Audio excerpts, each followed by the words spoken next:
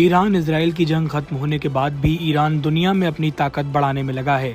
इसी कड़ी में इस बार सर्वोच्च नेता खामनेई ने भारतीय मीडिया पर हमला बोला है। खामनेई ने खुले तौर पर भारतीय मीडिया को चेतावनी देते हुए एक विज्ञप्ति जारी की, जिसमें लिखा है, भारतीय मीडिया को फर्जी और मनगढ़ंत खबरें फैलाकर जनता के विश्वास और अपने पेशेवर विश्वसनीयता से समझौता नहीं करना चाहिए।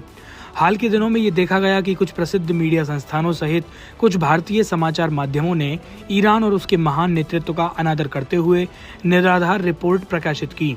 ऐसी गैर जिम्मेदाराना रिपोर्टिंग न केवल जनता के विश्वास को कम करती है, बल्कि दर्शकों के बीच इन मीडिया संस्थानों की पेशेवर प्रतिष्ठा को भी गंभीर रूप से नुकसान पहुंचाती है। यद्यपि दूतावास अभिव्यक्ति की स्वतंत्रता और जनता के सूचना प्राप्त करने के अधिकार का पूर्ण सम्मान करता है, वह भारतीय मीडिया से विश्वसनीय और निष्पक्ष स्रोतों पर भरोसा करने और ईरान के बारे में सनसनीखेज और गलत सामग्री फैलाने से बचने का पुरजोर आग्रह करता है। दूतावास ये भी याद दिलाता है कि इस्लामी क्रांति के सर्वोच्च नेता ने ईरानी सशस्त्र बलों के कमांडर इन चीफ के रूप में ज़ायोनी शासन द्वारा ईरान के विरुद्ध छेड़े गए 12 दिवसीय युद्ध के दौरान सैन्य अभियानों का सफलतापूर्वक मार्गदर्शन किया था, जिसमें इस्लामी गणराज्य ईरान आत्मरक्षा के निर्णायक कदम उठाकर ज़ायोनी शासन को भारी पराजय देने में सक्षम रहा।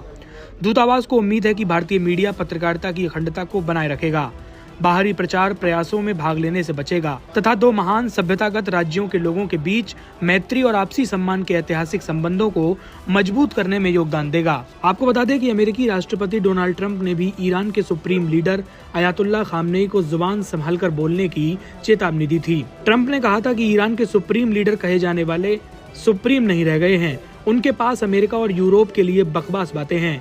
उनकी अर्थव्यवस्था तबाह हो रही है और लोग परेशान हो रहे हैं। उन्हें अपने शब्दों को सोच समझकर इस्तेमाल करना चाहिए। दरअसल खामनेई ने अपने हालिया बयान में अमेरिकी नेताओं को जोकर कहा था। साथ ही उन्होंने ये भी कहा कि अमेरिकी ठिकानों पर हमला कर ईरान ने घमंडी और आक्रामक ताकत को करारा तमाचा लगाया है।